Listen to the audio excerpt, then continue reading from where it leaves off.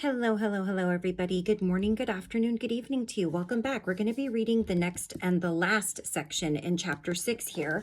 And of course, that chapter is still talking about the chakras, our spiritual backbone. That's what she's referring to the chakras as. And of course, we're still reading Sacred Contracts written by Carolyn Myss. So I saved this section to read last because it's an exercise and it's the last section of the book. So I figured if you're following along, this would be the easiest way is by breaking it up and making sure not to break up any exercises or information that kind of needs to go together. So let's go ahead and get started. Exercise, walking through the columns. So hopefully you caught my last video because she did go over two different, what she refers to as 3-column charts, breaking up chakras 1 through 3, 4 through 7, and then chakra 8, which is the chakra she's introducing to us in this chapter, and that's the archetypal dimension. So it's where your sacred contracts lie, and as a reminder, it's about an arm's length above the crown chakra. All right. Working with your chakras can help you work with your archetypes. So if you want to bring awareness to your chakras using the 3-column model, here's an example that can help you. If you want to skip ahead to work more directly with your archetypes, however, you can proceed to the next chapter. In this exercise, you'll focus on one of the 4 survival archetypes because its role in your life is the more likely obvious one. Everyone can identify a situation or event that is linked to the child, victim, saboteur, or prostitute. Those are the 4 victim archetypes. You may choose the saboteur, for example, because you feel that you have blown an opportunity to follow a dream. Perhaps you decided without even giving the dream a chance that the financial risk was too great. Your intention in doing this exercise is to understand yourself and the motivations behind the choices you make. You are looking for insights about what has disempowered you in the past, as well as what has empowered you. You are going to identify your weaknesses along with your strengths, talents, and spiritual qualities. It is as important for you to know where you need to do more inner work as it is to know where you have made spiritual progress. Choose one situation or event in which you can see an obvious connection to one of your 4 survival archetypes. And remember, that's child, victim, prostitute, or saboteur. Then choose a person who played a central role in the situation you chose to examine, someone with whom you can imagine having a contract with. If you chose a situation related to the prostitute, for example, then the person might be someone who suggested a business activity that could compromise your ethics or your partner in an unhappy relationship in which you remain for reasons other than love. In examining your own situation or relationship in the light of the archetype you chose, look for ways to use the archetype's positive energies to gain insight into the problem. Beginning with the first chakra, list the information or answer the questions as instructed for each chakra. Remember that you are evaluating the patterns of only the one archetype and situation that you chose for this exercise. And it says here, you can refer to the earlier section in this chapter called the chakra system for more information about each chakra. And that is in my previous video. Let's see, in the first video that I made for chapter 6. And yes, I believe, let me just double check to make sure. I want to say, we read a few in the first video. Yeah, the chakra system. It was it was the last section that I read in the first video for chapter 6. And I do apologize if it gets loud in the background. My son and his friend are playing basketball with a hoop that goes over a door. And yeah, they're about as quiet as 2 12-year-olds can be. So I'm sorry if it gets a little nuts. All right, so you're going to review back if you want more information about each chakra. Reviewing the first chakra, and in this case, that's going to be your root chakra. Look for ways in which the archetype you've chosen relates to the situation you are exploring through issues of family loyalty, tribal or group identity, superstitions that control you, social values, and attitudes based on class and ethnicity. For example, your family might project onto you their expectation of what occupation you should pursue based on traditional jobs within their own ethnic group or traditions. Tribal values may also dictate who your family feels is an appropriate life partner for you. So here's some questions that you can ask. Why do I have unfinished business with this situation? And list all the reasons that come to you. What positive first chakra strengths served me or continue to serve me as I deal with this memory? List everything that comes to you. For example, the power of your first chakra is groundedness, and its related strengths include physical stability and loyalty. Their shadow side would be exclusion, vengeance, dependency, pity for being victimized, and disloyalty. And what family-related issues can I connect to this archetype? Do interactions with my family tend to reduce me to, for example, a dependent child or a victim? Review the second chakra now and describe your survival, not now, but next, and describe your survival issues as well as your decision-making process. Include your strengths in these chakra evaluations. The second chakra power is creativity, and its strengths include your ability to give birth to new ideas and projects, the stamina to survive physically and financially, and resilience. Refer to the chakra system again for details. Remember that you are working to identify the manner in which you perceive reality within a single archetypal pattern. So be sure that you stay on the task at hand, working with one of the main survival archetypes that you've chosen. And again, that's child, victim, prostitute, saboteur. When you are working with the pattern of the prostitute, for example, you will evaluate whether you see events or circumstances only in terms of financial benefits to you, and whether you are willing to sell some part of yourself to survive or get ahead. Yet reminding yourself that all archetypal patterns are neutral. Be aware that your prostitute pattern can also give you the insight to recognize that you need to move forward, or else you will be selling out your visions and your spirit. In the event that you feel that you have sold out in some way, consider the fears that you associate with the second chakra, because these are the fears that your unconscious will project onto a situation or opportunity. If you fear the loss of financial capital, for instance, then anytime a person presents you with an opportunity to invest in a dream, the lens of fear will automatically cover your eyes, and all you will see is failure, excluding any possibility of success. The point is always to keep your attention on identifying the way you see the world through this archetype. Then ask yourself how you can work through the fears and limitations that prevent you from living up to your potential life. And here are some questions you can ask. What positive second chakra strengths do I have, and how have they served me in this situation or relationship? What are their shadow sides? What control issues do I have? Are they connected specifically to the prostitute? For example, do you control people with money, or are you controlled by money? Have I ever felt that I sold out my integrity or my opinions for the sake of physical security? Would I be somewhere else today doing something else if I weren't afraid of not surviving in the physical world? Moving to the third chakra, describe how you felt about yourself in the situation or relationship with which you began this exercise. Comments such as "it" or "he" just didn't feel right to me, or "I have this feeling that something is wrong," are direct communications from your third chakra. They should not be considered just musings or thoughts, because the third chakra is your center of self-esteem. Your psyche assesses your sense of personal power, self-respect, and integrity through this energy center. Using these strengths as references, evaluate the circumstance or relationship you have chosen. Did the person or people involved make me feel disempowered? Did I want their permission and approval before I would even risk following my dream, or did I fear their rejection? Have I ever harmed another person's self-esteem because of issues related to money, sex, or power? Have I ever empowered a person over those same issues?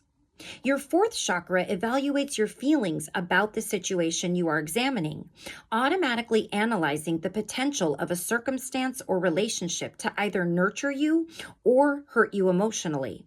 This energy center always corresponds to issues of self-love, meaning how well you take care of your own needs and about your own well-being. In relating to others, you draw on your strengths of compassion and forgiveness. From the angle of business and career, your fourth chakra evaluates whether you want to put your heart into opportunities or suggestions. Ask yourself, how do I feel about this situation or person? Am I harming myself?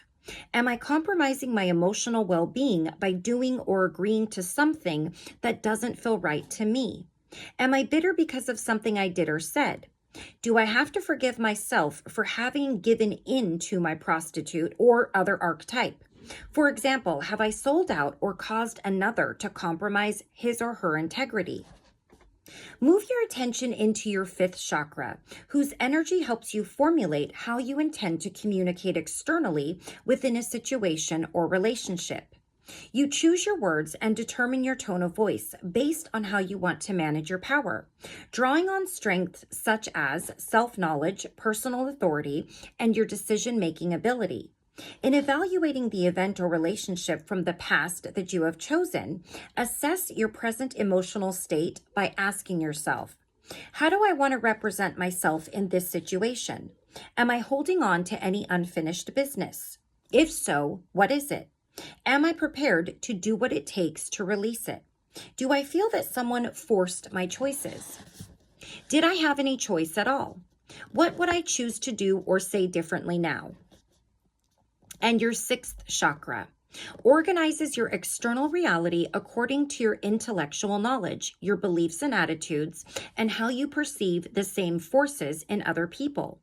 Your strengths include your ability to evaluate conscious and unconscious insights and to glean wisdom from them and from a wide range of experiences. Ask yourself, what excuses did I create for myself that gave me permission to act as I did? Do I allow the perceptions of others to open my mind or to help me review my actions? Do I frequently make up reasons that allow me to act against my own best options? What fears do I allow to control my mind regarding my prostitute or any other archetype? One of the four that she's said to choose from. What attitudes are causing me harm concerning issues of money, sex, and power? How do I use my strengths when faced with circumstances that hold the potential of causing me to negotiate my inner power? And what have I learned through my experiences with my prostitute or other archetype? Your perceptions in any situation flow through your first to your sixth chakras immediately and constantly. Your attention then moves to your seventh chakra, which is the crown. Although not always at once, questions from the seventh chakra that you should examine relate to how you have constructed your memories, attitudes, and responses to a situation or relationship. This center requires a bit more work, and in that we create our own realities and organize our memories to support the choices we've already made. It's not as easy, It is not an easy matter to detach from yourself and assess your own behavior and private agendas objectively. Yet by doing so, you enhance your sense of spiritual empowerment. Your personal challenges is to get impersonal about yourself so that you can evaluate your choices from the higher position of how to manage the distribution of your spirit into physical matter. As if looking at your life from a balcony, you want to be able to follow your energy circuits or the lines of your spirit to all the places, people, memories, attitudes, ambitions, fears, and unfinished business that you have animated through a spirit connection. You want to be able to evaluate how much your spirit connections are costing you in terms of your power. And you want to do this objectively, as if you were evaluating the technical management of a robot or a computer. And then it says here, ask yourself. So some questions coming from the seventh chakra, which is your crown chakra. What symbolic meaning can I draw from this experience or relationship? Which details of the experience or relationship remain a mystery to me? What potential for empowerment could come from an experience such as this? Is there any area in my life at this present moment that seems to hold the same challenges as this experience? If so, can I see different choices that are possible? What issues related to this experience or relationship do I have yet to resolve? And why is the resolution of them so difficult? What would I have to do to retrieve my spirit? And now we're moving on to the 8th chakra. Moving to your 8th chakra, your aim is to understand how the given situation or relationship is part of your sacred contract. If you recognize that you have a contract with your father, for instance, then rather than interacting with him as the angry child, you can detach from your anger and appreciate that he is in your life for a positive reason. What you experience together is intended to teach you something. Now examine your relationship to see what you're supposed to learn. How would an archetypal understanding of my situation inspire me to change my behavior towards someone? What steps can I take using an archetypal insight to resolve my unfinished business in this situation? When you use the 3-column model to identify and interpret the bits and pieces of the self that surface throughout each situation and relationship, a path of integration will reveal itself. You discover how you were influenced by other people and your own history in ways of which you were previously unaware. To assess what you have learned, now ask yourself the following questions. What have I learned about my relationship to my prostitute or other archetype? Have I learned to identify circumstances that bring out in me the patterns that this archetype influences? Am I more inclined to negotiate my ethics or values in business, for example, when I fear for my financial security? Have I allowed fear to block intuitive guidance that would challenge my deep-seated insecurities? How can I see this archetype as serving me in a positive way through the rest of my life? Once you become aware of how a particular archetypal pattern is influencing your actions, you can learn to cooperate with its power. For example, the saboteur usually surfaces at moments of opportunity, because that is when you are most likely to undermine yourself. The positive aspect of this archetype intuitively urges you to examine your actions and motivations at these moments for any sign of self-sabotage. Learning to seek out that guidance rather than blocking it and honoring it once you receive it can help you avoid undermining yourself in the future. What issues do I have yet to resolve that are attached to the patterns of this archetype?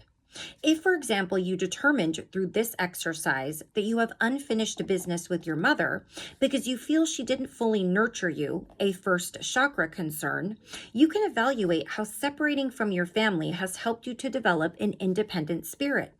Perhaps one result of this lack of nurturing has been that you are less susceptible to tribal attitudes that might have stifled your individual development.